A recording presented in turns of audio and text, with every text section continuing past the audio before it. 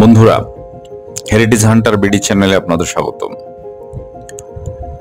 আজ থেকে ১৫০০ বছর আগে যখন বাংলার মাটি কাঁপছিল আক্রমণ, ষড়যন্ত্র আর পরাধীনতার জালে, তখন এক সাহসী যুবক দাঁড়িয়েছিলেন সেই নিপীড়নের বিরুদ্ধে। একটি স্বাধীন রাষ্ট্রের স্বপ্ন দেখেছিলেন তিনি। তিনি একাই বাংলার মাটি থেকে এক ঐতিহাসিক সাম্রাজ্যের সূচনা করেন। তবে এই মানুষটিকে কেউ বলে বাংলার প্রথম সম্রাট, আবার কেউ বলেন তিনি গুপ্তদের ধ্বংসকারী, হর্ষবর্ধনের শত্রু, বৌদ্ধ নিধনের নায়ক। তিনি কে ছিলেন? তিনি কি নায়ক ছিলেন না খলনায়ক ছিলেন? আজ আমরা জানব এমন এক মহান ব্যক্তিত্ব নিয়ে সম্পর্কে, যার নাম শশাঙ্ক। শশাঙ্কের সম্পূর্ণ জীবনের গল্প, বাস্তব ইতিহাস, রাজনৈতিক চাল, যুদ্ধ, ষড়যন্ত্র আর উত্তরাধিকার সবকিছু। মহাশৈব শশাঙ্ক ছিলেন প্রাচীন বাংলার গৌড় সাম্রাজ্যের সার্বভৌম রাজা। গৌড় সাম্রাজ্যের সার্বভৌম নৃপতি ও বাংলা অঞ্চলের একীভূত রাষ্ট্রের প্রথম স্বাধীন রাজা। তিনি বাংলার বিভিন্ন ক্ষুদ্র ক্ষুদ্র জনপদকে একত্র করে সুবিশাল গৌড় সাম্রাজ্য গড়ে তোলেন। খ্রিস্টীয় ৭ম শতাব্দীতে তিনি রাজত্ব শুরু করেন বলে ধারণা করা হয়। ঐতিহাসিকদের মতে তিনি ৫৯৩ থেকে ৬২৫ খ্রিস্টাব্দের মধ্যে রাজত্ব করেন। তার সিংহাসনে আরোহণের দিন থেকেই গণনা শুরু হয় বাংলা বর্ষপঞ্জি বা বঙ্গাব্দ। তার রাজধানীর নাম ছিল কর্ণসুবর্ণ বা কানসোনা। বাংলা ক্যালেন্ডার তৈরির কৃতিত্ব শশাঙ্কের। বঙ্গাব্দ বা বাংলা সন শব্দটি আকবরের যুগের থেকে বহু শতাব্দী পুরনো দুটি শিব মন্দিরেও পাওয়া যায়, যা থেকে ধারণা করা হয় যে আকবরের সময়ের অনেক আগে থেকে বাংলা ক্যালেন্ডার বিদ্যমান ছিল। বাংলার ইতিহাসে তিনি বিশিষ্ট স্থান দখল করে আছেন। শশাঙ্ক প্রথম বাঙালি সম্রাট ও প্রথম বাঙালি নৃপতি। তিনি মোটামুটিভাবে ৫৯০ থেকে ৬২৫ খ্রিস্টাব্দের মধ্যে রাজত্ব করেন বলে ধারণা করা হয়। তার অষ্টম ও দশম রাজঅঙ্কে প্রকাশিত দুটি লিপি পাওয়া গেছে মেদিনীপুর থেকে, এবং তারিখবিহীন অপর একটি লিপি খড়গপুরের নিকট এগরা হতে আবিষ্কৃত হয়েছে। এছাড়া শশাঙ্কের অধীনস্থ গঞ্জামের বা উড়িষ্যা রাজা মাধব বর্মার তাম্রশাসন ৬১৯ খ্রিস্টাব্দের, হর্ষবর্ধনের বাঁশখেরা ও মধুবন তাম্রশাসন ও কামরূপের রাজা ভাস্কর বর্মনের নিধানপুর তাম্রশাসন থেকে তার সম্পর্কে বিস্তারিত জানা যায়। বন্ধুরা, শশাঙ্ক বা শশাঙ্কদেব নামটি সংস্কৃত থেকে এসেছে, যা চাঁদের আরেকটি নাম। শশাঙ্কদেব নামটি তাই চন্দ্র দেবতাকে প্রকাশ করে। হিন্দু দেবতা শিব ও শশাঙ্ক শেখর নামে পরিচিত, কারণ তিনি তার মাথায় চাঁদ ধারণ করে থাকেন। চীনা সন্ন্যাসী জুয়াংজং এর লেখায় তাকে শেং সাং কিয়া বলে উল্লেখ করা হয়েছে। তাকে শশাঙ্ক নরেন্দ্র গুপ্ত বলা হয়, যা প্রাথমিকভাবে দাবি করে যে তিনি পরবর্তী গুপ্তদের বংশধর ছিলেন। মগধের সিনহার রাজবংশীয় ইতিহাসে শশাঙ্ক এবং সোম নামগুলো পরস্পর পরিবর্তনযোগ্যভাবে ব্যবহৃত হয়েছে। বন্ধুরা, শশাঙ্কের প্রাথমিক জীবন সম্পর্কে অতি অল্প জানা যায়। কথিত আছে তিনি একজন শৈব ব্রাহ্মণ ছিলেন। নগেন্দ্রনাথ বসু যুক্তি দেখিয়েছেন যে শশাঙ্ক ছিলেন রাজা কর্ণদেবের পুত্র বা বংশ। তিনি কর্ণসুবর্ণ শহর প্রতিষ্ঠা করেছিলেন। ৪৬৭ খ্রিস্টাব্দে স্কন্দগুপ্তের মৃত্যুর পর গুপ্ত সাম্রাজ্য বেশ কয়েকজন দুর্বল রাজার সিংহাসন আরোহণ করেন। অন্যদিকে প্রায় ৪৮০ খ্রিস্টাব্দে আলোচন হোন সেনারা পতনশীল গুপ্ত সাম্রাজ্যকে একাধিক দিক থেকে আক্রমণ করতে শুরু করে। বিশাল সাম্রাজ্যের প্রতিরক্ষা ব্যয় রাজকীয় কোষাগারের উপর চাপ সৃষ্টি করে। যদিও প্রাথমিকভাবে হোনদের বিতাড়িত করা হয়, তবে হোনদের দীর্ঘস্থায়ী আক্রমণগুলো গুপ্ত রাজাদের পতনকে ত্বরান্বিত করেছিল।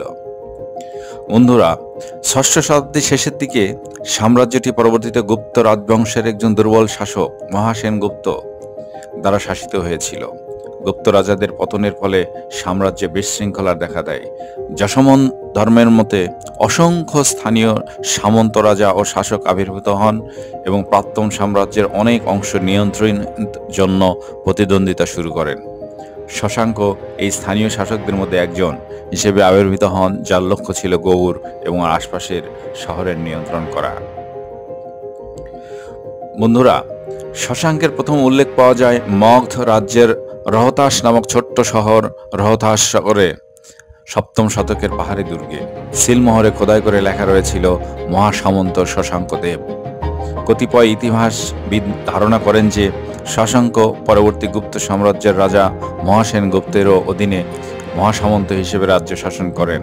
যদিও শশাঙ্ক গৌড়ের প্রতিষ্ঠাতা হিসেবে পরিচিত, কিন্তু তার রাজ্য বঙ্গ গৌড়ের চেয়ে অনেক বড় ছিল। তার রাজ্য বঙ্গ থেকে ভুবনেশ্বর পর্যন্ত প্রসারিত হয়েছিল এবং পূর্ব দিকে কামরূপ পর্যন্ত বিস্তৃত ছিল। শশাঙ্কের জীবনের সবচেয়ে বিতর্কিত অধ্যায় শুরু হয় হর্ষবর্ধনের সঙ্গে দ্বন্দ্ব নিয়ে। তার একমাত্র প্রতিদ্বন্দ্বী ছিলেন কান্যকুব্জ তথা বর্তমান উত্তর ভারতের শাসক হর্ষ। বন্ধুরা, সমস্যার সূত্রপাত হয়েছিল শশাঙ্ক ও রাজশ্রী, যার রাজশ্রী হর্ষের বোন ছিলেন, তা এদের মধ্যে একটা সম্পর্ক নিয়ে। অনেকে মনে করেন শশাঙ্কই হর্ষের ভাই রাজ্যবর্ধনের হত্যার পেছনে ছিলেন। এরপর হর্ষবর্ধন ঘোষণা করেন তিনি শশাঙ্ককে ধ্বংস করবেন। তীব্র যুদ্ধ শুরু হয় গৌড় ও কান্যকুব্জের মধ্যে। অধিকাংশ পণ্ডিত গৌড়ের রাজা শশাঙ্কের সঙ্গে রাজ্যবর্ধনের সাক্ষাতের বিষয়টি সত্য বলে ধরে নিলেও শশাঙ্ক রাজ্যবর্ধনের মৃত্যুর অভিযোগ এড়িয়ে যান। বানভট্টের মতে রাজ্যবর্ধন খুব সহজেই মালবের সৈন্যবাহিনীকে সম্পূর্ণরূপে পরাজিত করেন এবং তিনি গৌড়ের রাজার মিথ্যা উপচারে আশ্বস্ত হয়ে নিরস্ত্র ও একাকী অবস্থায় শত্রু শিবিরে নিহিত হন। চৈনিক তীর্থযাত্রী হিউয়েন সাং এই ধরনের বর্ণনা দিয়েছিলেন। শশাঙ্ক তার সেনাবাহিনীর চৌকুশ নেতৃত্বে গৌড়কে মাছিয়ে রাখতে সক্ষম হন। তিনি প্রমাণ করেন বাংলা কোনো প্রান্তিক অঞ্চল নয়, এটি এক সুসংগঠিত সাম্রাজ্য। বন্ধুরা, শশাঙ্ক ছিলেন একজন দক্ষ প্রশাসক। তিনি মুদ্রা প্রচলন করেন, প্রশাসনিক কাঠামো গঠন করেন, সেনাবাহিনী সুসংগঠিত করেন। তার রাজত্বে শিব পূজার প্রসার ঘটেছিল, গড়ে ওঠে বহু শিব মন্দির। তিনি হিন্দু ধর্মকে রক্ষা করার জন্য বৌদ্ধদের উপর কিছু নির্যাতন করেন, এমন অভিযোগ রয়েছে চীনা পর্যটক হিউয়েন সাং এর বিবরণে। তবে অনেকে বলেন এই বিবরণ ছিল পক্ষপাতদুষ্ট। তার মুদ্রায় দেখা যায় শিবলিঙ্গ, নন্দী ও শ্রী শশাঙ্ক দেব, যা প্রমাণ করে তিনি সংস্কৃতিপ্রেমী এবং আত্মবিশ্বাসী শাসক ছিলেন। বন্ধুরা, শশাঙ্কের সময়ে কিছু তাম্র শাসনের শিলালিপি আবিষ্কৃত হয়েছিল। রাজা শশাঙ্কের জারি করা 3টি তাম্র শিলালিপি আবিষ্কৃত হয়েছিল। এর মধ্যে 2টি তা অষ্টম এবং দশম রাজত্বের বছরে জারি করা হয়েছিল এবং মেদিনীপুর থেকে আবিষ্কৃত হয়েছিল। অন্যটি ইগ্রা তাম্রশাসন নামে পরিচিত খড়গপুরের কাছে আবিষ্কৃত হয়েছিল।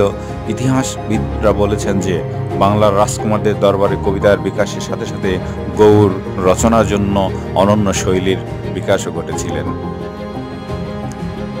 বন্ধুরা, আরেকটি চমকপ্রদ ঘটনা হচ্ছে শশাঙ্কর রাজত্বকালে সরসংখ্যা দিঘি। বর্তমান মেদিনীপুরে অবস্থিত সরসংখ্যা হল একটি বিশাল দিঘি, যার পরিমাপ 140 একরেরও বেশি, যা মোট 80টি ফুটবল মাঠের প্রায় সমান। এবং নান্দনিকতা, হিন্দু বাস্তুশাস্ত্র, স্কুল অফ আর্কিটেকচার, ডিজাইন এবং নান্দনিকতার স্পষ্ট প্রভাব এখানে দেখা যায়।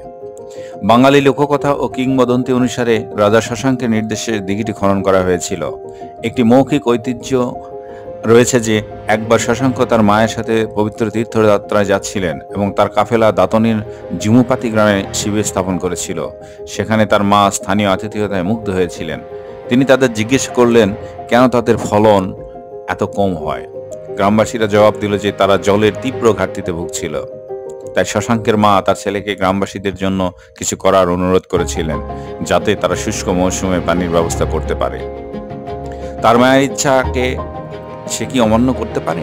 শশাঙ্ক তার খাপ থেকে একটি তীর বের করেছিলেন এবং ঘোষণা করেছিলেন যতদিন পর্যন্ত এই তীর পৌঁছাবে ততদিন পর্যন্ত তিনি একটি জলাধার খনন করবেন। এবং একইভাবে তিনি 3 বছরের ব্যবধানে এবং স্থানীয় অভিজাতদের সহায়তায় সরসংখ্যা দিঘি খনন কাজ সম্পন্ন করেছিলেন, যা আজও মানবতার উদার দৃষ্টান্ত হয়ে রয়েছে। বন্ধুরা, প্রায় 635 খ্রিস্টাব্দে শশাঙ্ক মৃত্যুবরণ করেন। তার মৃত্যুর পর গৌড় সাম্রাজ্য অতি দুর্বল হয়ে পড়ে। হর্ষবর্ধন বাংলার কিছু অংশে আধিপত্য বিস্তার লাভ করেন, তবে গৌড়ের কেন্দ্রীয় শক্তি হারিয়ে যায়। তবে শশাঙ্ক রেখে যান একটি দৃষ্টান্ত, একটি জাতি কিভাবে নিজের ইতিহাস গড়তে পারে, কিভাবে পরাধীনতার শিকল ভেঙে স্বাধীনতা আনতে পারে। শশাঙ্ক ইতিহাসে বাংলার প্রথম স্বাধীন সম্রাট। তারপরে বিকাশ ঘটে পাল, সেন এবং পরে মুসলিম শাসকদের। বন্ধুরা, শশাঙ্ক কি শুধু একটি সাম্রাজ্য বিস্তারের রাজা, নাকি তিনি একটি জটিল চরিত্র যেখানে রয়েছে সাহস, পরাক্রম, আবার রয়েছে বিতর্ক ও সংঘর্ষ? তাকে না জেনে আমরা বাংলার ইতিহাসকে সম্পূর্ণ রূপে জানতে পারবো না।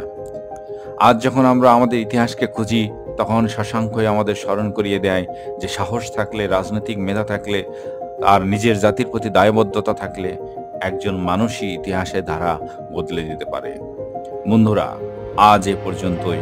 আগামী ভিডিওতে আবার কোনো একটা বিষয়ে আমরা ইতিহাস সম্পর্কে জানবো। সে পর্যন্ত সবাই ভালো থাকবেন, সুস্থ থাকবেন। আল্লাহ হাফেজ।